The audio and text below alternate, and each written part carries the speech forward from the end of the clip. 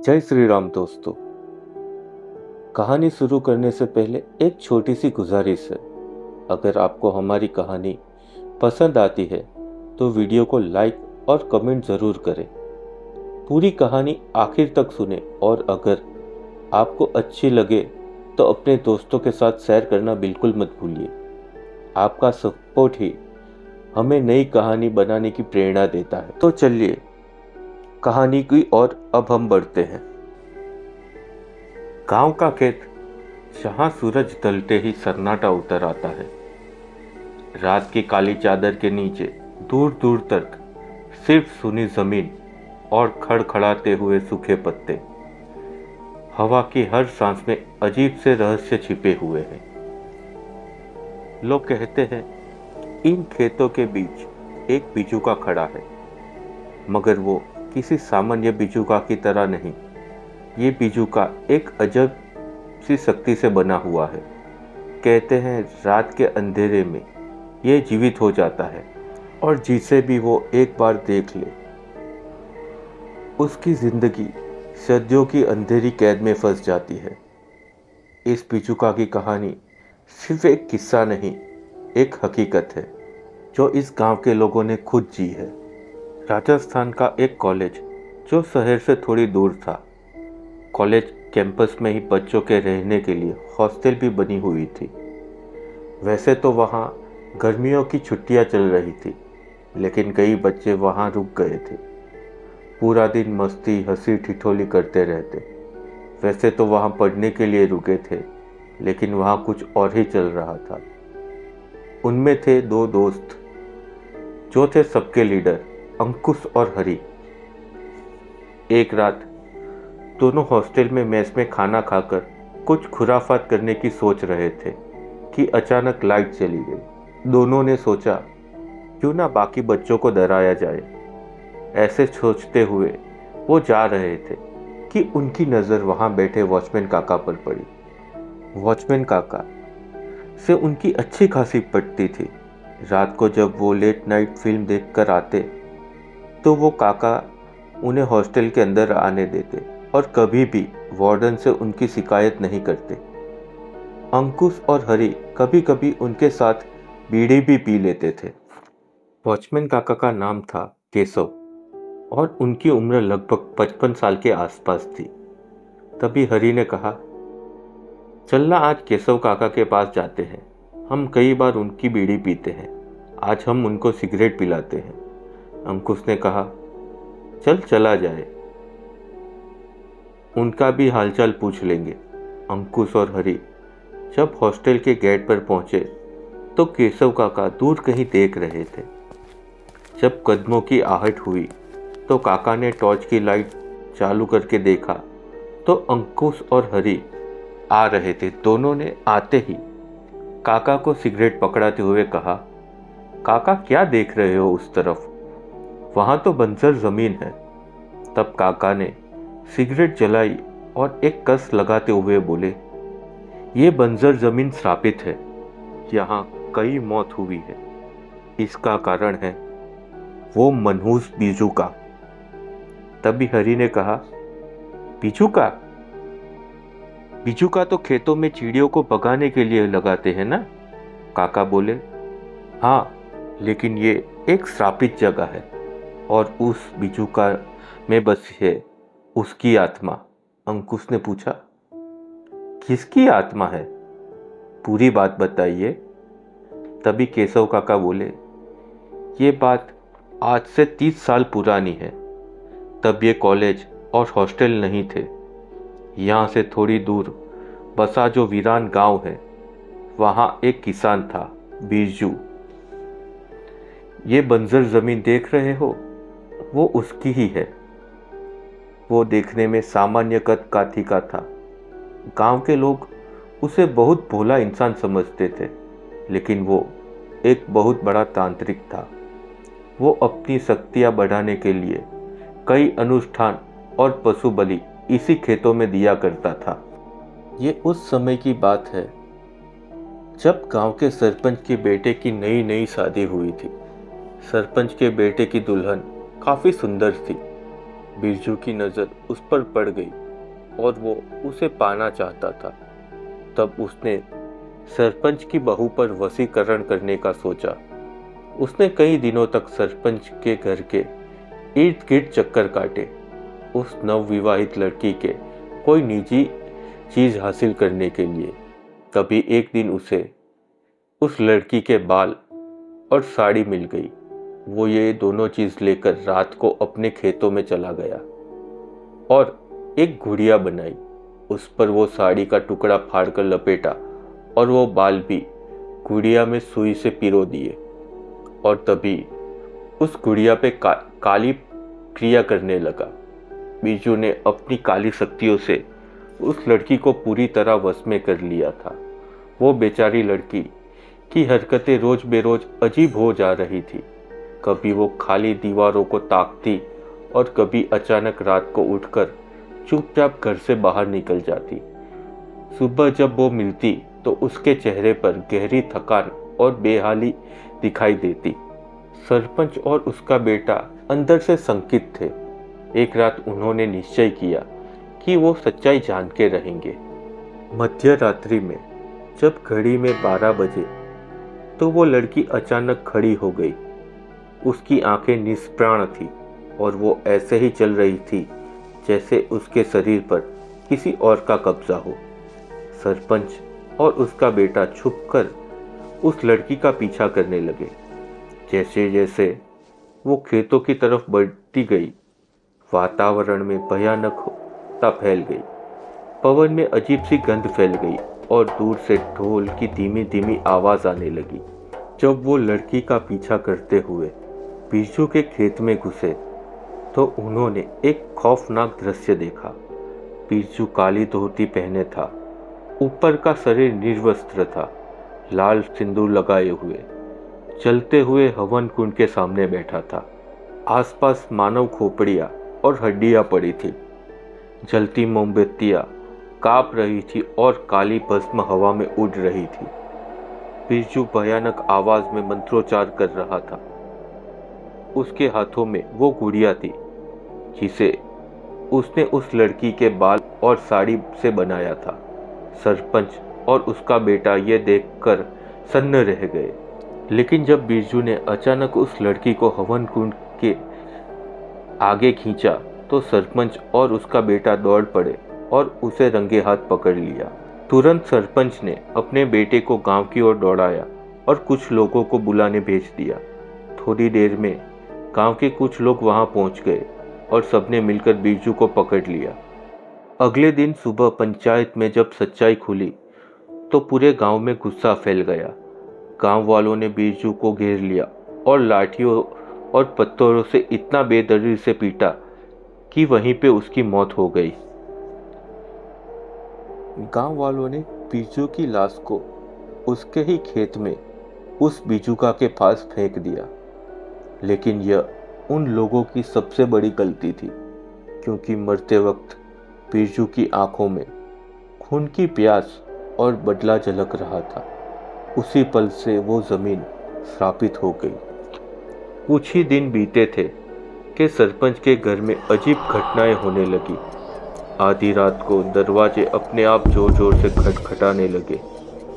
हर बार सरपंच या उसका बेटा दरवाजा खोलते, लेकिन बाहर कोई ना होता। सन्नाटे में बस ठंडी हवा का झोंका आता और दरवाजा पूरी तरह चरमरा जाता। सुबह होते ही घर के आंगन में खून से लथपथ बकरे का कटा हुआ सर मिला। उसकी चारों ओर लाल खून से अजीब आकृतियां और मंत्र जैसे चिन्ह बने हुए थे। पूरे आंगन में ये लग रहा था जैसे किसी ने काला अनुष्ठान वहीं किया हो। सरपंच ने इसे हल्के में लिया, लेकिन वो उसकी सबसे बड़ी भूल साबित होने वाली थी। उसी रात जब पूरा घर नींद में डूबा हुआ था, तभी किसी की धीरे धीरे चलने की आवाज आई। लकड़ी के फर्श पर नंगे पैर चलने की आवाज, और वो कदम सीधे सरपंच के बेटे के कमरे की ओर बढ़ रहे थे। अचानक आवाज बंद हो गई। एक पल के लिए लगा जैसे सब सामान्य हो गया हो, लेकिन तभी एक खौफनाक चीख गूंजी, जैसे किसी की जान निकली हो। घर के सब लोग दौड़ते हुए कमरे में पहुंचे और वहां का दृश्य किसी नरक से कम ना था। सरपंच की बहू अपने ही पति के सीने पे बैठी थी। उसके हाथ में चमचमाता नुकीला चाकू था और वह बार बार अपने पति के पेट को चीर रही थी। चारों ओर खून की धारा बह रही थी।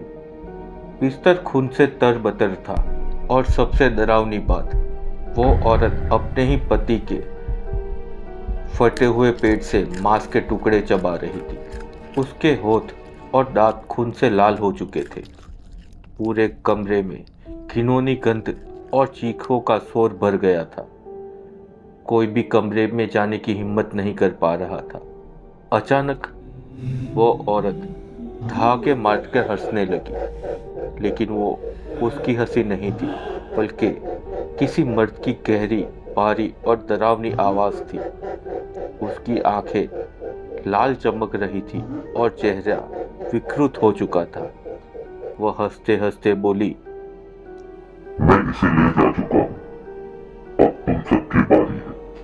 जो करना है कर लो, मुझे कोई नहीं रोक सकता। इतना बोलकर उस औरत ने चाकू अपनी ही गर्दन पर फेर दिया। खून का फव्वारा बह निकला। दीवारों और फर्श पर लाल छींटे पड़ गए, लेकिन उसके चेहरे पर अजीब और खौफनाक हंसी थी, जैसे वो पूरे गांव को एक बड़ा मरकट बनाने वाली हो।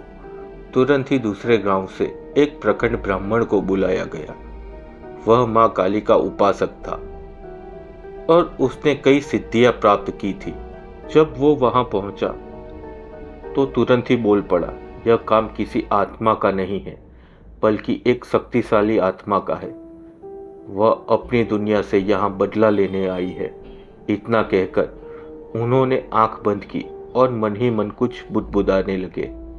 थोड़ी देर बाद उन्होंने आंख खोली और गहरी आवाज में कहा, यह किसी तांत्रिक की आत्मा है, बहुत शक्तिशाली। अपने अपमान और मौत का बदला लेने वापस आई है। उसे रोकना आसान नहीं है। यह सुनकर सरपंच घबराया और बोला, अब हम क्या कर सकते हैं? कोई तो उपाय होगा। ब्राह्मण ने शांत आवाज में कहा, उपाय है। 2 दिन बाद अमावस्या है। उससे पहले हमें किसी भी तरह उस आत्मा को काबू करना होगा, वरना वो पूरे गांव में खून की होली खेलेगी। मैं आपको पूजा की सामग्री की सूची देता हूँ। आप ये सब सामग्री इकट्ठा कर लीजिए। रात होते ही हम उसे काबू करने की कोशिश करेंगे। रात ढलते ही वह ब्राह्मण अपने साथ 2 और लोगों को लेकर पहुंचा।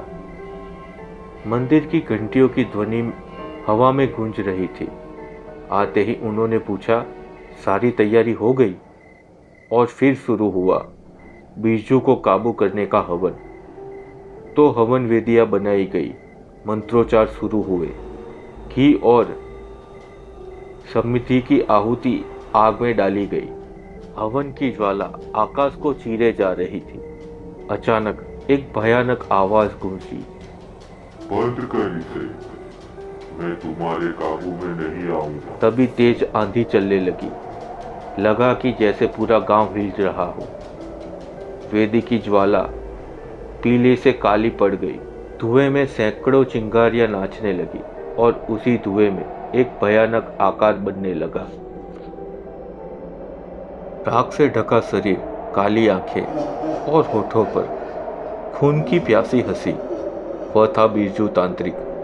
वह गरजते हुआ बोला, तुम सबने मेरी बेइज्जती की थी और अपनी बेइज्जती का बदला मैं लेकर रहूंगा। तुम्हारा गांव अब मेरी आत्माओं का गढ़ बनेगा। ब्राह्मण तुरंत ऊंची आवाज में मंत्रोच्चार तेज कर दिए। त्रिकोण के अंदर ज्वाला लाल से नीली और फिर सफेद हो गई। बिरजू अपनी पूरी शक्तियां झोंकने लगा। उसकी परछाई सैकड़ों में बदलकर चारों ओर फैल गई। लोगों की चीखें गूंज उठी। सरपंच का घर जोर जोर से कांप उठा। ब्राह्मण गरजते हुए चिल्लाया, जल्दी उस बीजुका को आग लगाओ, वही उसकी शक्तियों का केंद्र स्तंभ है। गांव वालों ने ब्राह्मण की बात मानते हुए उसी रात बिरजू के खूंखार बीजुका को आग लगा दी। भयंकर चटकती लपटें उठी। बीजुका की सूखी कुश और कपड़े चंद पलों में राख बनकर बिखरने लगे। सबको लगा कि अब बिरजू की आत्मा को हमेशा के लिए खत्म कर दिया गया है। गांव में घंटों तक हवन पूजन चलता रहा। लोगों ने चैन की सांस ली। सब पहले की तरह सामान्य हो गया था, लेकिन कुछ दिनों बाद गांव में और भी भयानक हादसे होने लगे। आधी रात को किसी की चीखें सुनाई देने लगी। गांव के कुएं का पानी अचानक लाल हो गया, जैसे उसमें खून बह रहा हो। जिसने भी वह पानी पिया वह बीमार होकर तड़प तड़प कर मर गया। लोग कहते हैं कि आधी रात को दरवाजे अपने आप खुलते और किसी अदृश्य शक्ति के ठहाके सुनाई देते। सरपंच का घर तो और भी स्थापित हो गया था।